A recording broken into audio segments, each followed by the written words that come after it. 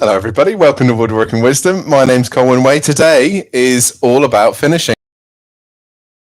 That we get a few questions. It's a Q&A session, so it's going to be very short. I have prepped a few pieces up for you though, because finishing depends on the project you're making to what finish you're going to use. And there are certain crossovers, but yeah, so we're gonna start with a little light bulb so we can look at some friction polish, that sort of thing. And then I've got a bowl blank prepped. And we're just going to keep putting a different finish on, sanding off and starting again. So right from the really basics, really, right the way through.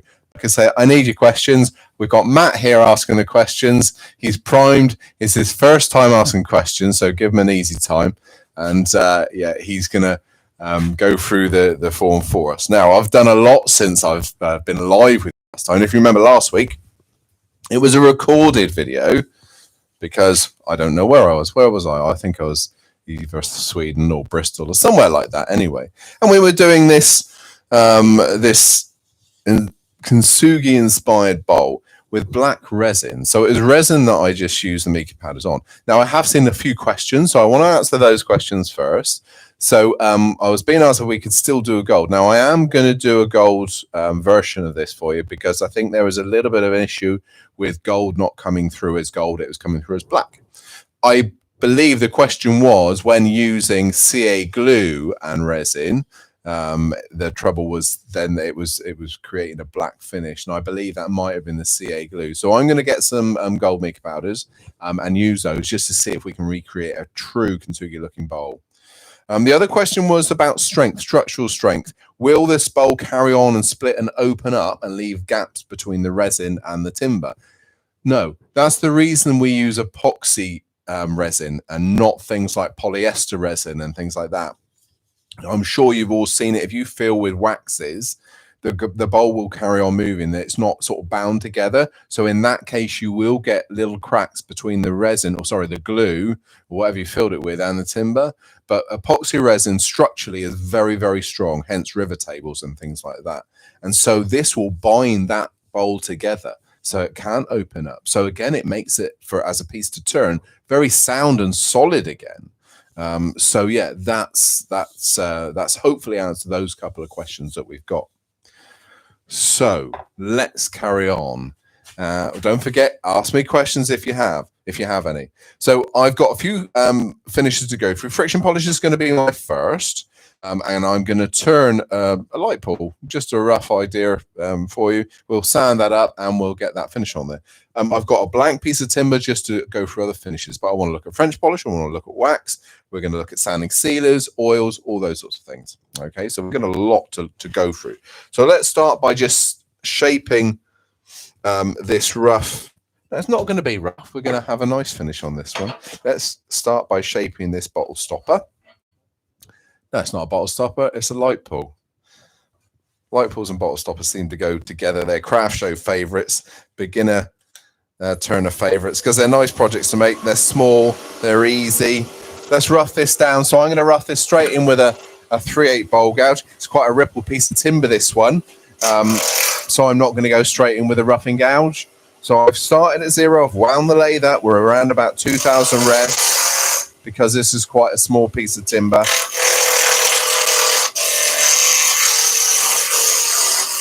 And this has already been drilled, so I'm using a light pull drive. It's a step drive, and in the tailstock I've used a single pointed tailstock center. So we're turning around the hole that are already drilled.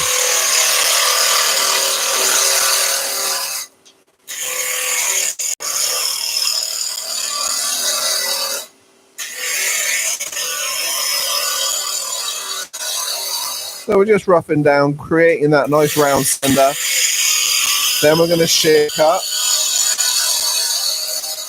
Let's just have a look and see what we got. I want to go down to round first.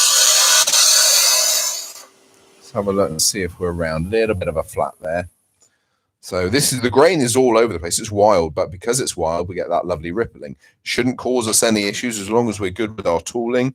We've got nice sharp chisels. I'm just going to do a nice cut with the bowl gouge. Look at those lovely shavings peeling away. By dropping the handle, using the bottom of the bowl gouge just like a skew. So we get shavings off rather than chips. Now let's have a look at the finish. it should be a completely different to what we had before. Look, unspoiled, untorn grain, because we're skew cutting. That's the beauty of the skew. But in this case, the bowl gouge to create that skew cut. You can see where I'm going with that one. We get a lovely shaving coming off. Bevel rubbing, of course, really important. So let's go for a classic, or one of my classic light pull shapes.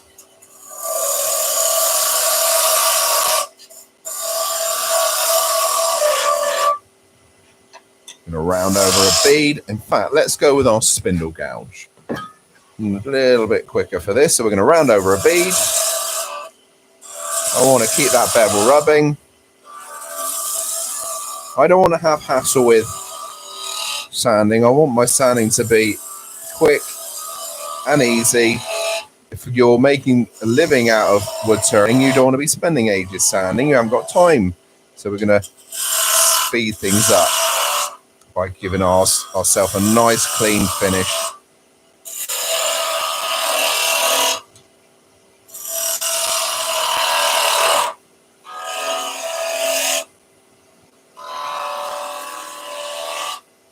Let's get the skew in there. You know we're not going to go very far without the skew.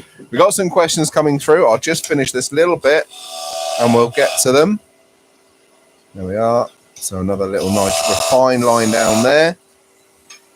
I'll just quickly take some of this material off and then we'll get to our questions. Down to a little 6mm or 1/4 inch bowl gouge to finish this bit off. A little bit more pressure required.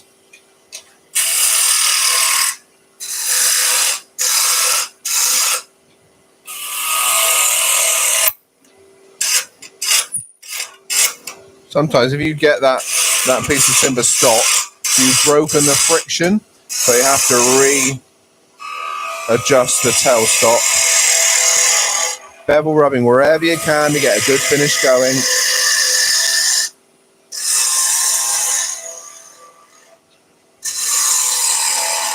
There we are, that's the roughing out done.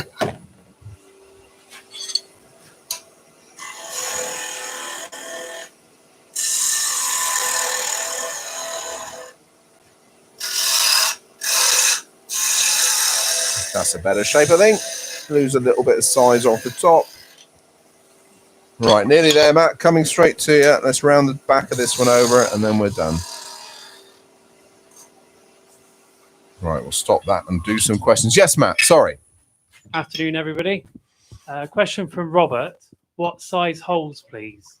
Ooh, depends on whether it's what we call a sash pull or a light pull. So if you're a bathroom pull, that sort of thing, you're probably down to about 3mm, so about 1/8 of an inch. This one's a bit bigger. This one's around about 5mm, so this would be classed as a sash pull. It's quite a big piece of timber. If I put my hand against it, you can see it's a bit of a lump there. So this would be something like a curtain pull. So a blind pull, that sort of thing. So bigger string altogether. So it depends on what you're putting through it to the size you're going to have to drill. Okay, so there's another one from With Outdoors. I'm getting a squeak from my headstock spindle every rotation under load. I don't think it's the belt, as when there's nothing on the headstock, the noise isn't there. Any advice? Oil it, new bearings? It might still be belt, because if it goes when you're not under load, you think about there's no stress on the belt, is there? So that sort of thing could happen. What I would do is just slacken the belt off, try it again, see what happens. Put, then just to jiggle it around. So tighten it up, slacken it off, just see if it continues happening. There's only a couple of things it can be. It'll either be belts, bearings, or the belt running on the pulleys. Not a lot of else to contacting, so it can be any of those sorts of things. If that still fails, send do a little recording on your phone, send that to us and we'll have a look at it for you. All right. Okay, so there's another one from James Coney.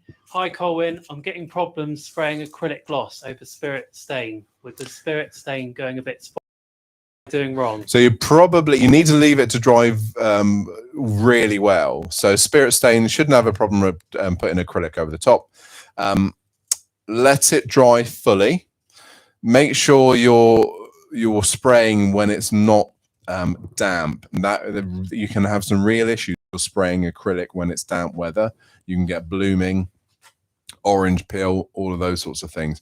Also, don't spray too much at any one time. Again, orange peel will creep in if you do that. So spray lightly, leave it to dry properly, spray again.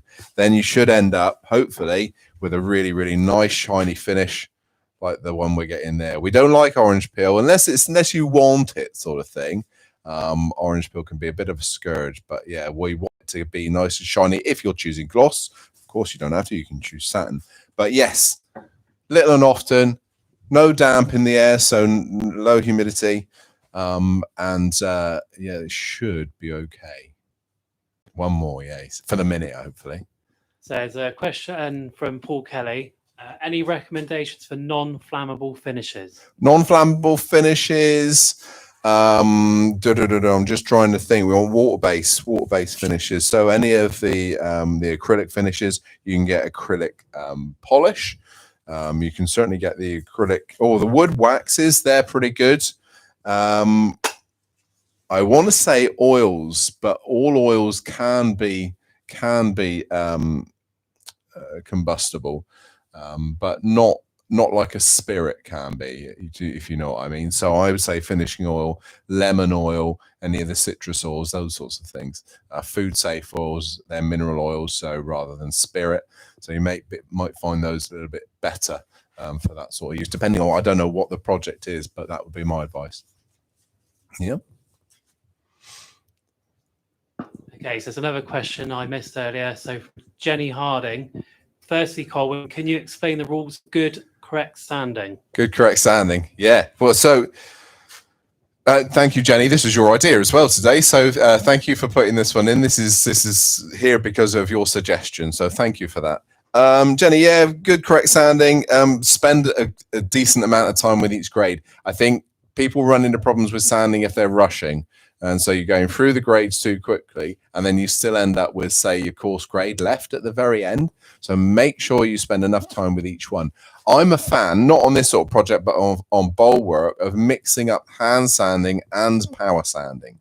So you're crisscrossing that sanding direction, and that seems to get rid of all those coarse tears fairly quickly, especially if you go like 100, 150, and then you go to a 240 on a rotary sander, and then 240 by hand, then 400 by rotary, 400 by hand. That really works well. So take your time, mix and match as well. All right, and that will get you there. Speed.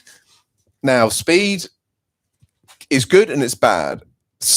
Fast sanding does two things. It will generate a lot of dust in the air unless you have really good extraction. It'll also generate a lot of heat. However, I always sand fast because I'll move rapidly around the piece. If you think about it, it's just like tooling. If you've got the piece of timber running over the chisel tip a lot more times per second, you're going to get a better finish. You're going to get a less marked finish. Same with sanding. There are issues with that, though. You have to make sure you move, otherwise scratches can develop.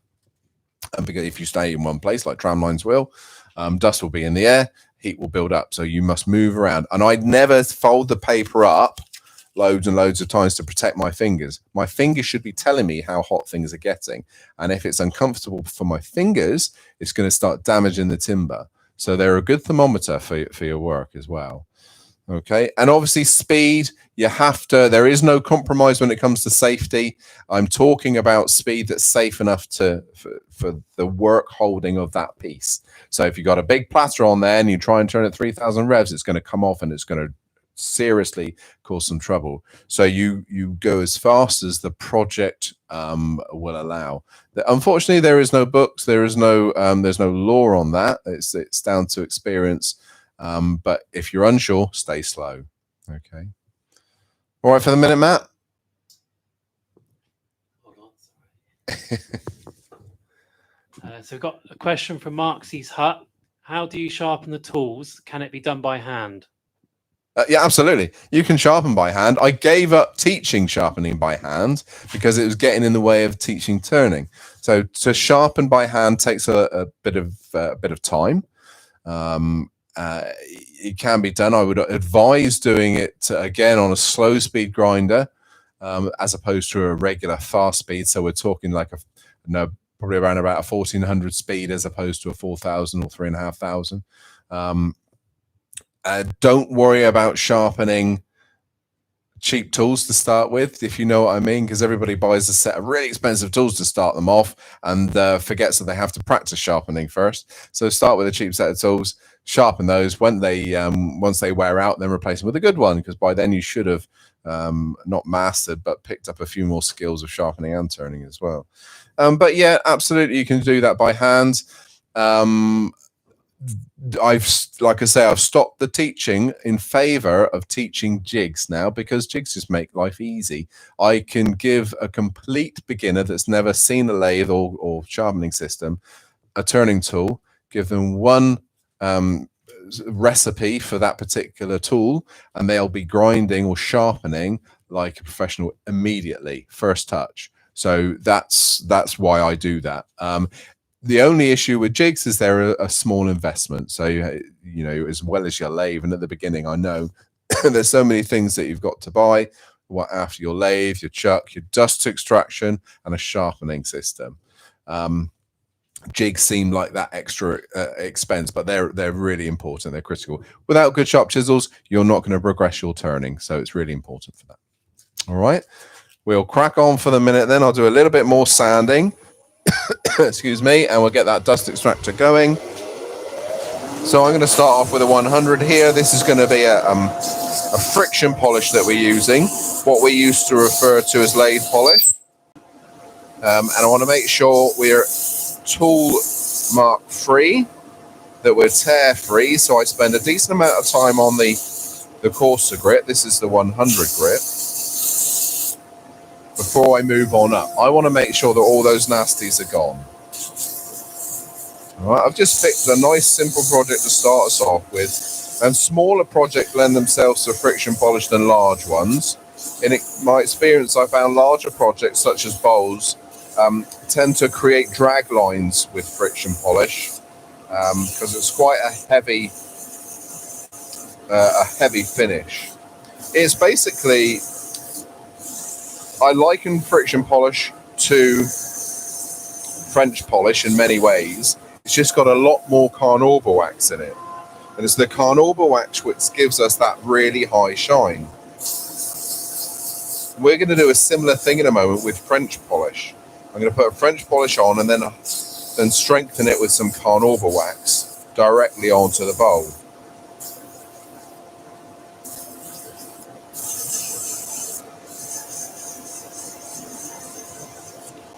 Now, you don't need to do all of these types of finishes. I'm just giving you options today. So you pick the best of what you've seen or what you like the look of and go with that.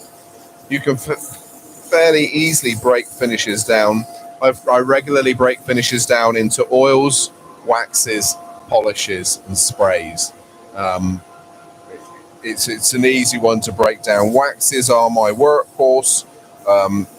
Along with oils, actually, more recently, I've started using a lot more oil because it's a good sort of do everything. Yes, it can look pretty if you put enough coats on, but it will also resist moisture, water, and in certain applications be good for food items as well.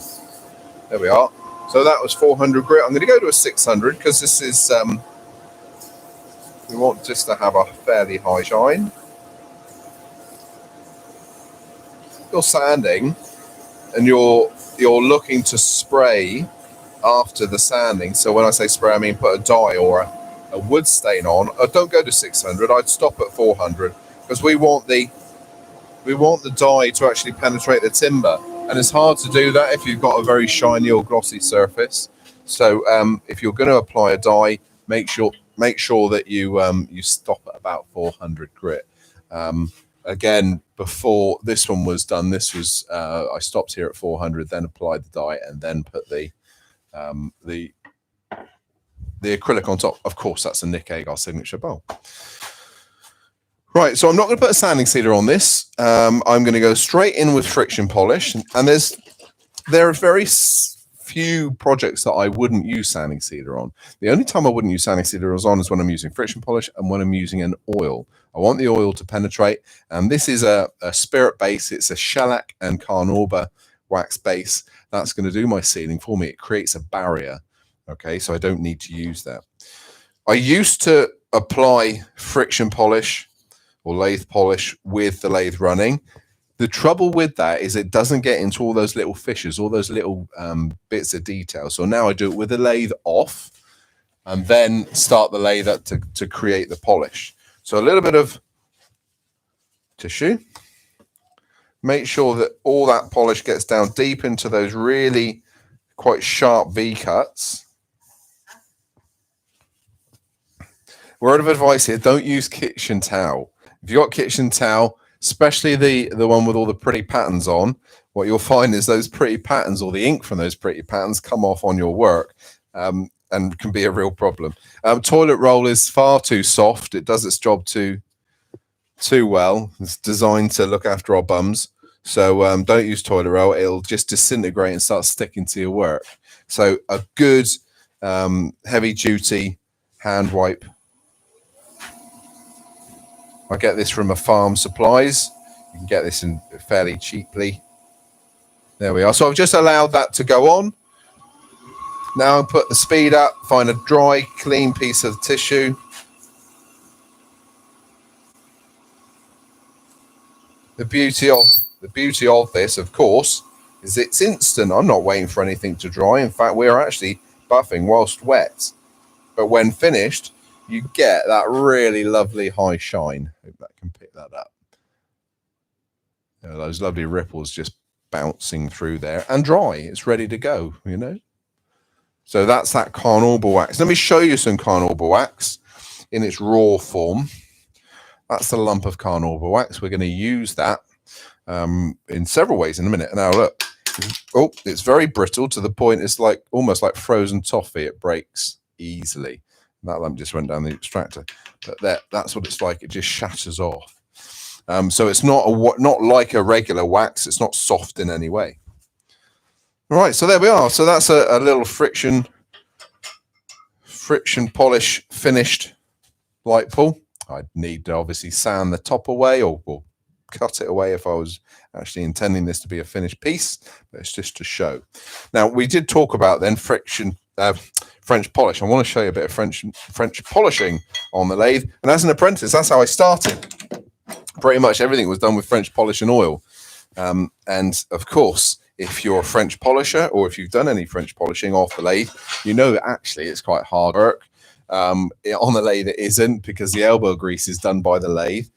So let's just have a quick look at French polish. It's not used an awful amount now on Woodturn products, but let's give it a go. So I've got a bowl. I've sanded this one just before we came on today. But what I want to do is we'll put the French polish on. We'll give it a good carnauba wax hard top coat, and then we'll sand it off and we'll go through the other finishes. So there we are. This is a lovely bit of sycamore. This has got some real nice rippling in it as well. And it's got some holes in it because it will be a bowl eventually. Look, so it's got the faceplate holes where the back was turned, and I've just held a nice little foot on the back. So that's showing nicely. Look at those lovely ripples. That's going to make a cracking bowl later on. So if you're going to use a French polish on a piece, you want, on the lathe more, you want a French polish which certainly is pale. Otherwise, you're going to start colouring your timber. And you want one that goes on easily, so a thin one. If you start using things like button polish, even a pale button polish, there will still be a little bit of colour in it, and they're quite thick. So keep with your thin ones. So this one's a really nice one. This is a special pale French polish, and they're called brush-on polishes sometimes. Real nostalgic smells for me, these. But yeah, again, you're going to apply wet. We want to then wait for it to dry a little bit, which is fairly simple. And then we're going to use our buffing. There we are. So watch this ripple jump. That's pretty, isn't it? And you can layer up. So you know what it's like, French polishing. You put layer upon layer upon layer. And by the time you've finished your 154th layer, you've got a glass finish. No, I'm only exaggerating. By the time you finish about your I would say 4th to 5th, there you are beginning to build some thickness of French polish. There we are. That's it. That's enough. We be a little bit careful. Be a little bit careful of using very fine shavings to burnish. If you do that, what you'll find is they're going to stick. So I'm just waffling now, waiting for that to dry a little bit. And just a little bit. I'm going to turn the lathe speed down a fraction. And I want shavings that I don't have. I want shavings that are nice and crisp. Okay, and really I want shavings that have come from the piece of timber that I've just turned. So I'm going to search around on the floor. Don't pick up accidentally a hand of grit or an old screw or anything like that, because you're going to damage the surface. Lathe speed is 0. Turn the lathe on. Now we're going to burnish. The burnish hard with a nice tight ball of shavings. Look. Okay.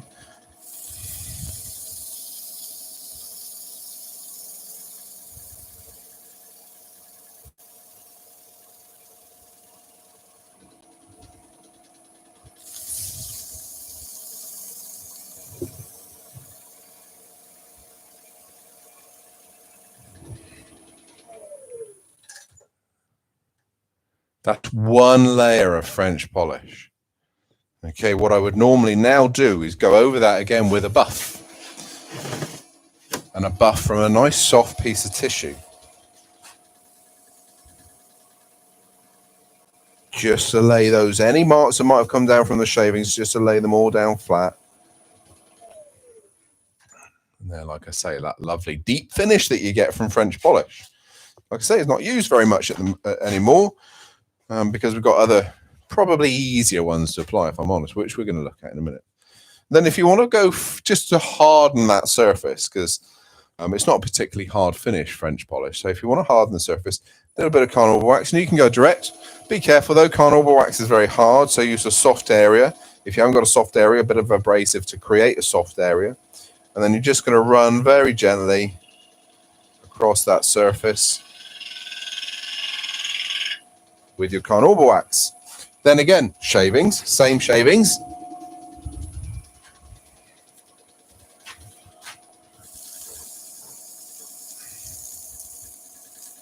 Buff off again.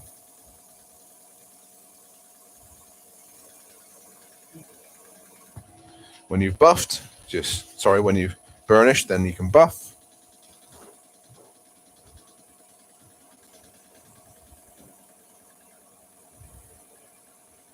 And you'll do the carnauba after you've applied the amount of French polish you want to. Sorry, my mic is moving. So there, what do you think of that? That's not a bad finish, is it? The other pocket. That's really pretty. So a high shine finish you're going to get from French polish. If you didn't want to mess around with French polish, then let's go wax. So what we do is we just sand that off very briefly. Any questions before I start sanding? So there's one from Simon Battersby. I think you might have already answered it, but with Yorkshire grit or similar, would you use sanding sealer first? Not first, no. I tend to, if you're going to use Yorkshire grit, it's a burnishing paste, or burnishing wax, I guess is the better way to describe it. Straight on, so go up to about 400, then use your Yorkshire grit as that next stage on again, and then your sanding sealer on top of that. Okay, another question from Frederick Day. Are all finishes suitable for all woods, or are there finishes that shouldn't be used?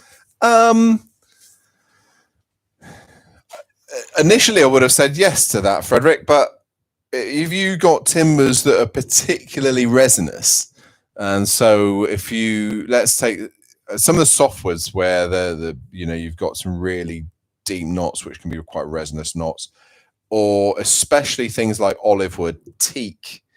Some of the exotics, they're quite an oily timber. And so if you start using things like French polish on those, without putting a sealer of some sort on them, then you're going to run into problems. Also, what I would say with those is use something that will attack that resin. So like a cellulose-based sanding sealer. That will eat through that oil and wax and go deep into the timber, create the seal ready for your polish to go on top. Otherwise, it'll just fade the finish, and you won't have quite as bright a finish. It'll be quite dull. All right. So it's it's not so much the timber; it's the wax and the oils that are in the timber that cause the problem. Apart from, of course, if you're using a wax and you're using a pale wax, let's show you one a minute. So there we are. So a wax like that that's white in color. There's no point using that on dark timbers because the pores will pick it up. You'll see lots of white speckles. And likewise, if you're using a dark wax on something pale, it doesn't work. It will tarnish the finish. All right. So those are the sorts of reasons that not necessarily use everything on everything. Okay, let's just sand that off quickly. I'm just going to sand off so nice and quickly. So if I go 150, get rid of that wax, and I'm leaving the oil finish to last, because trying to sand an oil finish off the surface of a piece of timber is a real issue. It'll take you for a long time and it'll clog up your abrasive. You'll waste a lot of abrasive doing it.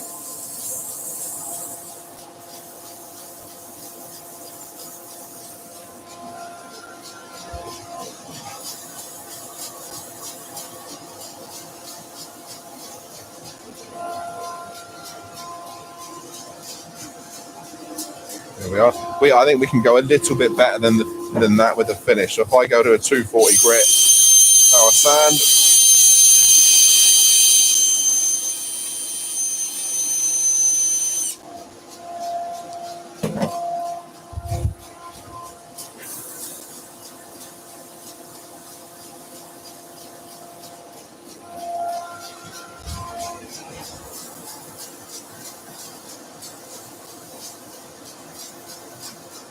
There we are. That'll do us. Oh no, let's go up to 600 on this one.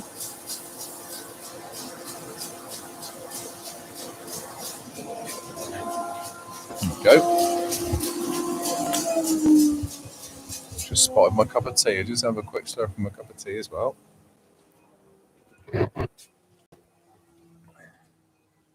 Fantastic. So there we are. We've got a nice fresh surface. Then we're going to look at wax. Got a couple of waxes here. I've got just the general paste wax. I've got the microcrystalline restoration wax. Let me explain what the difference is. Microcrystalline just means it's got a water inhibitor in it. So that's not waterproof. It just helps with fingerprints and stuff like that. So if it's something that's going to be touched a lot, then microcrystalline wax will be better than a standard paste wax. You also get a slightly higher shine to it as well. I would never use a wax directly onto bare timber. It doesn't work. It might be nice immediately, but then that shine would disappear quite rapidly. So always a sanding sealer. In my case, I tend to go for a cellulose-based sanding sealer. And despite the words of the manufacturers, I always dilute my sanding sealer down to sometimes up to 50%. But general turning sort of 70%. Why would I do that? Well, certainly it penetrates further. It creates a more dilute solution that will sink in a lot further. The cellulose thinners eat through the waxy oils as well. So I find it really, really good. It also evaporates extremely quickly, meaning I can crack on. I can get things done. There we are. So just cover that over. Now, what we don't want to do is leave that to dry. I've got to wipe the surface quite quickly. If I leave it to dry, most surfaces, if you leave them, or most finishes, sorry, if you leave them, it's too high a build, and they will either be sticky or cause you problems when you're burnishing. So a sanding sealer is designed to go deep into the piece of timber to then make the fibers stand up, prick up. And then we need to sand them off. Okay, so look at this as a preparation and not a finish, despite the fact you'll always get you're going to get a really nice finish with it anyway. But look, what I would do there, turn the lathe speed down to 0, turn the lathe on, and to start with, you're going to sand just very gently with a 600 or 400 grit abrasive. You want to knock the grain back, knock the nibs off.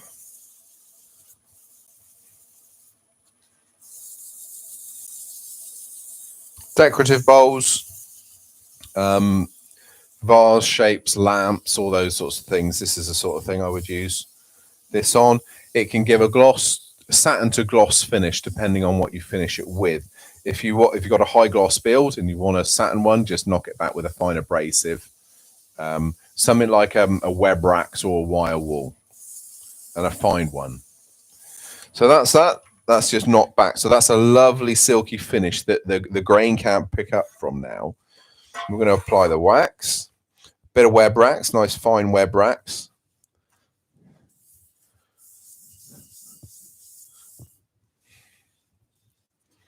Just keeping everything nice and flat, not allowing that grain to pick back up. There we are. They can go back on. Just go over it. So you're really feeding the timber with this. There we are. So that's it applied. We'll now take off the excess. Again, in finishing, taking off the excess is absolutely critical. You must take away anything that's sort of lying on the surface, not doing the job. So we're going to lathe speed up a little.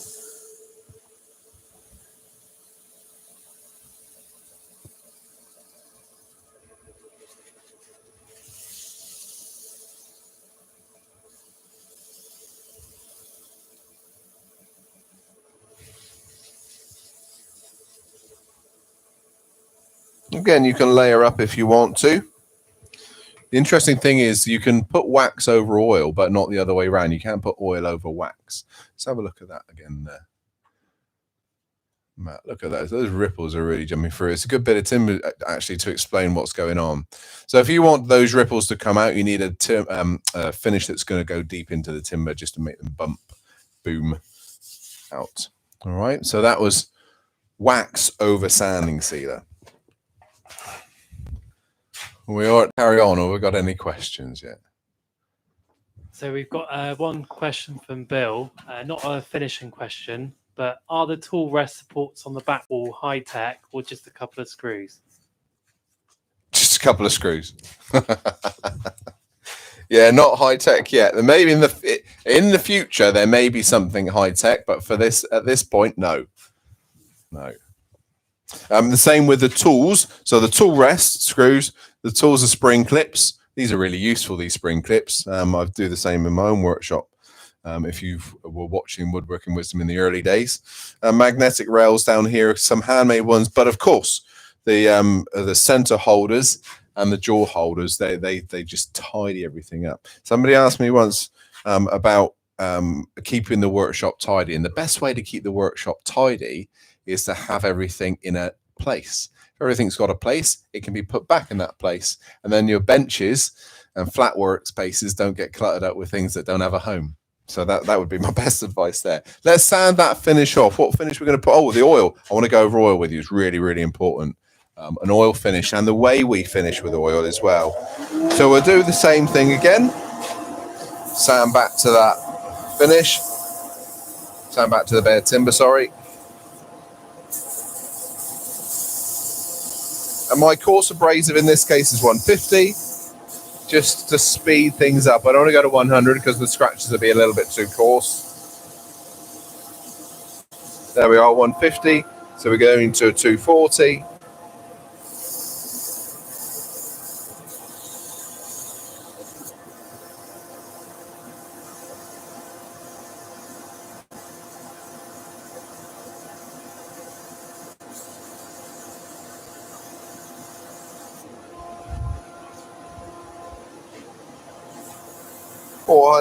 Let's just have a look and see what the finish is like before I go 400. Yeah, we'll just use that 240 grit again.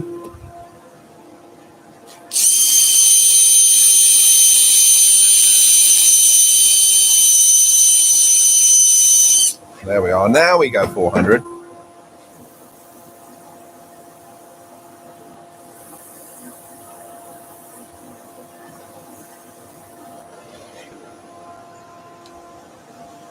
There we are. So that's not the last of the sanding now. So to apply an oil finish, if you want any shine, and it can be treated just like a French polish. Apply an oil, you can build up coats. The first coat, though, is designed to go deep. So we've got to put it on fairly vigorously and without sparing too much, get it into soak, then we sand it in. Then the whole idea then is to let it dry. And that can take 24 hours if you're in the UK. Sort of hotter climes, it'll be a bit quicker. But yeah, obviously it's going to fluctuate from winter to summer. So we're going to apply, let it dry, and then knock it back. So again, a 600 grit, apply a nice light coat. And then the more you apply, the higher that build will become. Again, you can create a really glass, hard-wearing finish with oil. We're going to use a finishing oil, but if you want to oil finish your salad bowls and things like that, then go for a food-safe oil, which are mineral oils.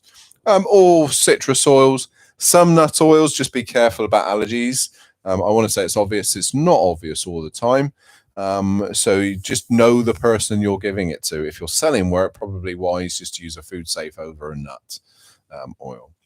But there we are. So that's ready to go. So oil finish, finishing oil. People think I'm say finishing oil. It's called finishing oil. There we are. Just have a quick close up of that one, Matt. No matter what the make is, finishing oil is called finishing oil.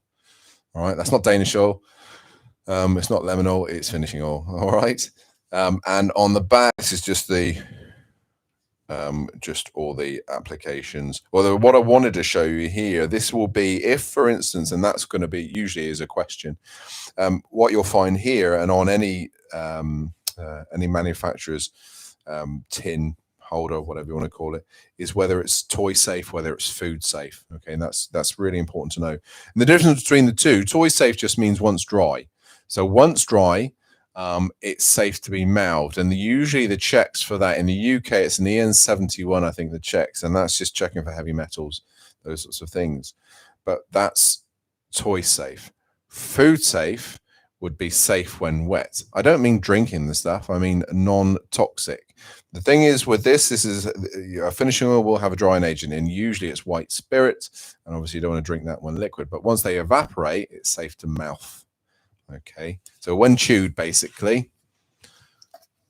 So we're going to just pop a little bit in the tub here. You know, I say all that. I wouldn't encourage it, though. I wouldn't encourage people to put things in their mouths. I'm going to apply the brush, because with a brush you can get a good coating.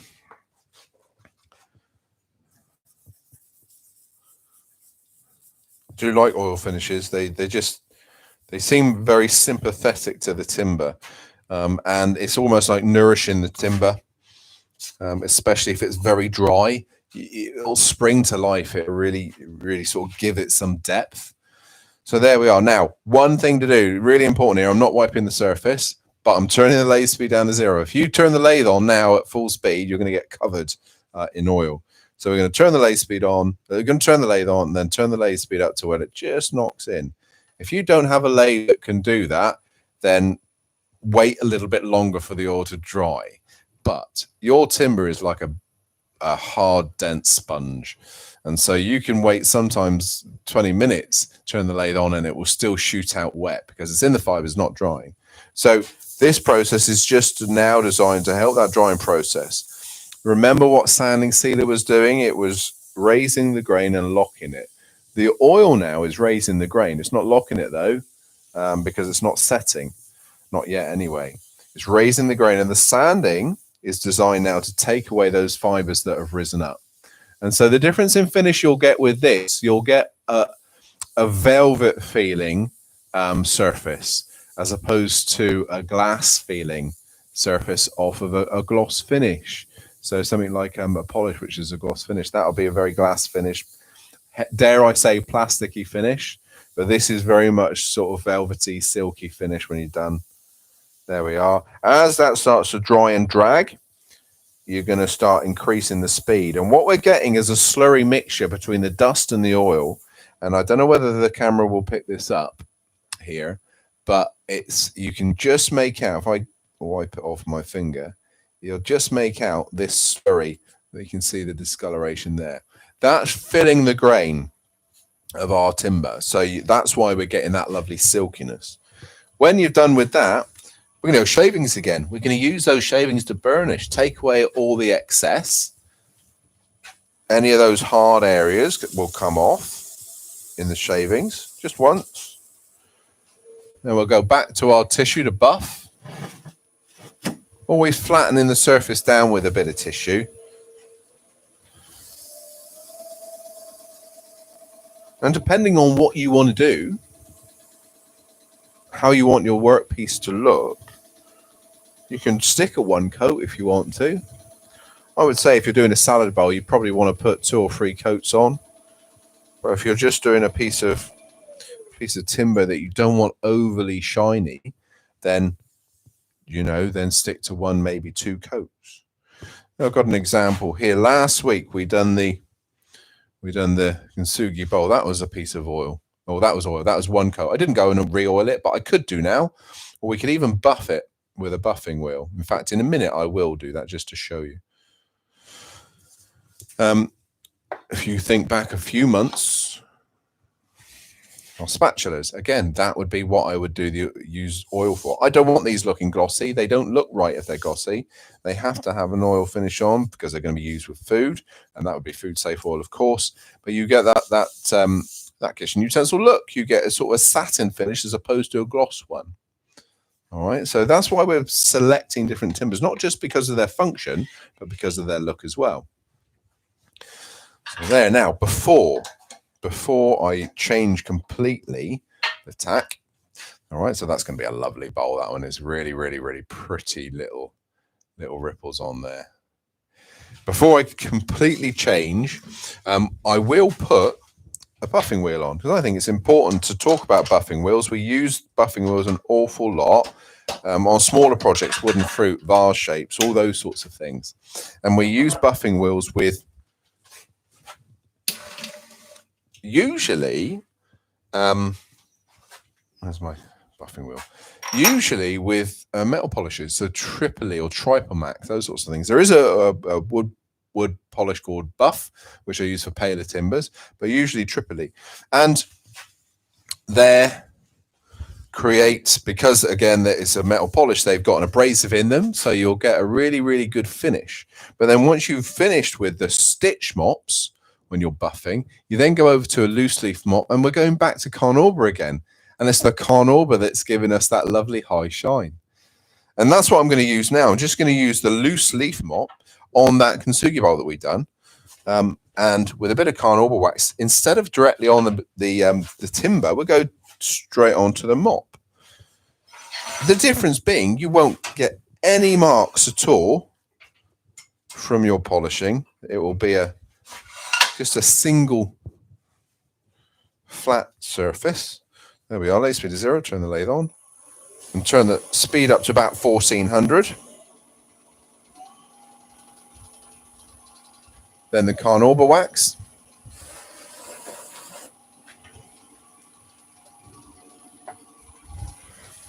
Okay, so there's the bowl at the moment. And we can just give that oil a real bit of life. And what it's doing, you obviously can't feel what this is doing now, but this has created a really nice soft finish from the risen grain that I've got from just the bare oil. So go all the way around.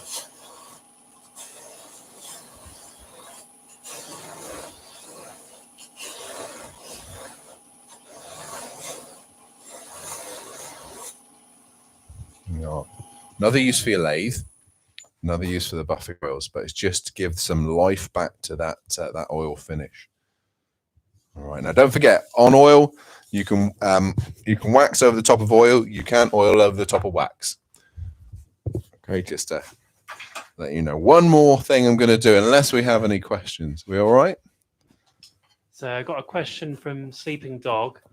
Prior to finish, using dye to darken outside of the bowl, what's the best way to get crisp transition to plain rim, i.e. avoid bleed?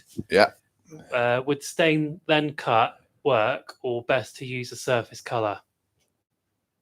So let's say, for instance, the rim of a bowl, and I didn't want any on the inside, I would sanding seal the inside. That would really, really help stop that bleed through. It almost creates like a barrier. That's what I tend to do, or be very practice your airbrushing so you can get right up close And then you can almost have pinstripe lines. You can get, you can create that much detail. But sanding sealer, use that as a barrier. That's the best way. Okay, we've got another one from Steve Fleming. What is the difference between finishing oil and Danish oil? Finishing oil is a blend of other oils. Danish oil, especially nowadays, Danish oil tends to have a lot of UV inhibitors in, so good for exterior as well as interior. That's my interpretation. Also, the Danish oil will have other things in that could potentially not make it great for salad bowls, that sort of stuff. Just read the information. But in terms of the finish, I get the same results on both. Okay. Whether it's finishing oil or Danish oil, I'll get the same results. I have used Danish oil a lot, whether it's the superior Danish oil or just regular Danish oil. The finish I'm getting from them on turning has been exactly the same. I guess there might be something different for furniture makers. I'm not sure, but for us on the lathe, they both work really, really well. Just check out, because I don't know for sure. Check out what it says on the tin in terms of food or being toy safe. All right, just check that out. All right, for the minute, yeah. So got another one from Chris Evans. I have been ebonizing oak pens recently. Would you recommend sanding before ebonizing or after? What would you polish with? So sand first to a point. So I would sand up to about 400. And then depending on how you're ebonizing, are you ebonizing with ebonizing solutions like vinegar and wire wool? Are you ebonizing using an ebonizing lacquer, for instance, or are you fuming? Fuming won't go quite as black as an ebonizing solution. If you're ebonizing solution, sand up to a finish. If you're using a spray ebonizing lacquer, sand up to a good finish.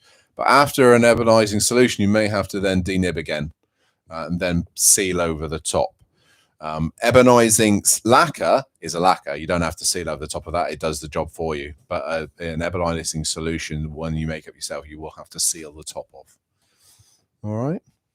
I just wanted to look at acrylics and plastics just briefly. And because what we do with them, we finish them to a point where we don't need to polish. We're actually creating the shine on the surface. We're not adding a polish to it. So what I mean by that, I've sanded to 600 grit there already. And now we're just going to go through the grades up to around about 8,000. And so fairly quick with water as well. What you find with very fine dust on acrylics and polyesters is the dust will start to melt when you start to get it warm. So we're just going to work our way through this and then look at burnishing cream. And burnishing creams aren't polishes, and I just wanted to make sure everybody was understanding that.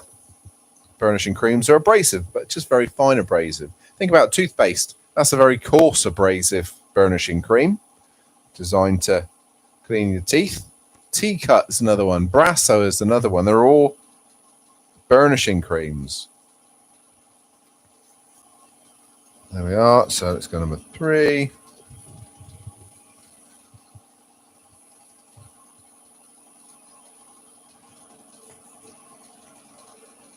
I've got out of sync there. That's the number. Oh, that's number 3 as well. Look, it's number 3. We've done the 3 twice. Number 4. I have skipped some of these, so I'm going from 4 to 6 to 8. My numbers. Turn the speed up a wee bit. Yeah.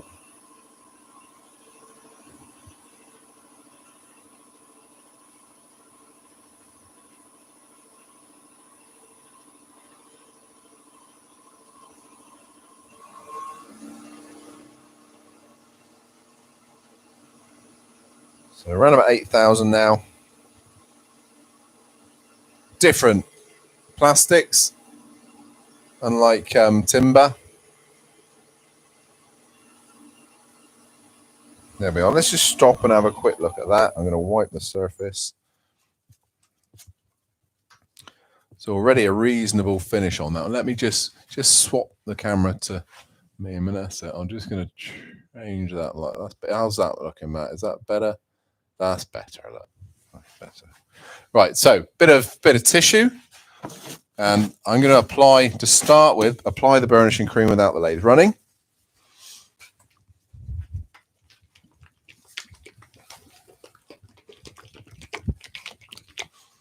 There we are. This is specific for our pen making. So this is the acrylic lacquer. Sorry, acrylic polish, burnishing cream, basically. Decent amount. Again, don't get caught out with the rotation of the lathe. Otherwise, you'll get a face full of burnishing cream. Always make sure you've got your visor and goggles on. There we are. Lathe speed to 0. I'm going to get it actually flowing over the surface first before I turn the lathe up.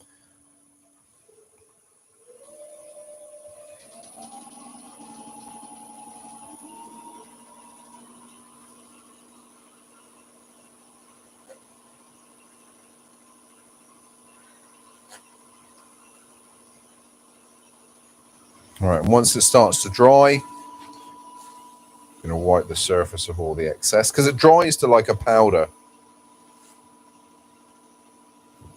There we are. So the surface has not got a finish on it. We are polishing that surface to that high degree of finish itself. So the good thing with that, it will not wear away. Okay, so just go right close up to that one again, Matt. So let me just rotate that. You can see it's a flawless finish, will not wear away. So you think of things like pens with acrylic and polyester, the lovely shiny finish will not wear away through constant use. The acidity in your hands and your fingers will not wear a finish off the surface. There is no finish to wipe off. It is shiny in itself. There we are. So Matt, any questions at this stage? Am I good to sign off? Are we good? So I've got a few questions. So one from Jenny Harding. How do you tell the difference? How do you tell the different wet sandpaper from one another? They don't have numbers on them like traditional sandpaper. 2 seconds. I'm just going to go and grab something to show you. Depending on the make you buy, now here in Axminster, they come with its own little crib card. So what I have, and again, it's experience. So when you get them, what you want to do is look at your crib card and then just write a little number on each one. That's what we've done. So that's the other way up. All right, that gives you your grit sizes. Okay, and then you can just simplify it one to the amount you're using. But that's the ones we're using. That's the micro mesh ones here in Axminster. I'm sure whatever make, they must have some sort of information to give you a size. So just before it gets lost, just write that number down. All right. I got another question from Frederick. Are there different grades of Canuba wax? I ask, as mine is lighter in colour. So yes, not different grades, but some manufacturers will put beeswax in it to soften it. Carnauba wax as a pure wax is very hard and chippy, like I showed you. Now, that's okay. If you're applying it with a polishing mop, fantastic, no problems whatsoever. However, if you're applying it directly to the work, it can damage the work sometimes. So Leron and also CHESTNUT, I believe, put beeswax in it just to soften it a little bit. Doesn't make much difference, to be honest. I notice a huge difference in the brightness of finish. But pure Carnauba wax is the one that you'll find is quite dark, and they get lighter the more beeswax is added. Okay, got a question from Wayne. When applying more coats of finishing oil, do you burnish with shavings and buff with each additional layer?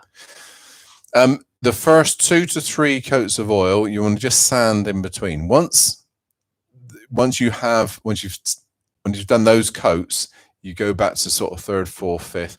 If you feel the surface, if it feels really, really smooth, no need to sand anymore. I would just go straight on with another bit of oil. Again, like French polishing, another bit of oil, burnish off with soft tissue again, and then carry on that process. So the first, like I say, up to about 3 coats, you sand the surface lightly and slowly with the lathe speed really slow, or by hand really, really slow. Then apply, then wait to dry again. All good. Fantastic. Well, look, thank you, Jenny, for suggesting this this session. It's, along with sharpening and tool use, they're sessions that we have to do every now and again. We've got to, as new people come and people forget things. I'm exactly the same. It's important to keep reinforcing these things because there's so many on the market. Break them down though. So there's, If you see a shelf full of finishes, first of all, you can break them down into manufacturer, then you can break them down into oils, waxes, polishes, and so on like that. So look at your specific use. Just take care of it when it comes to oil. Make sure you're picking the right one for the right product. So food safe, toy safe. Be careful of nut oils, citrus oils, all those sorts of things. Read the tins. They're there to help. If you're at all unsure, look on the manufacturer's website just to double check, just to make sure that what you're using is going to be right for that project.